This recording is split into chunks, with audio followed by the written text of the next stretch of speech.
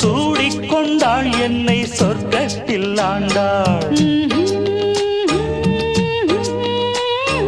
வாரிக்கொண்டாடும் கண்டாடை வஞ்சி நீராடும் பொன்னோடை. கோதை பொன்னேனி பூமேடை, மேடைக்கு நான் தான் பொன்னாடை.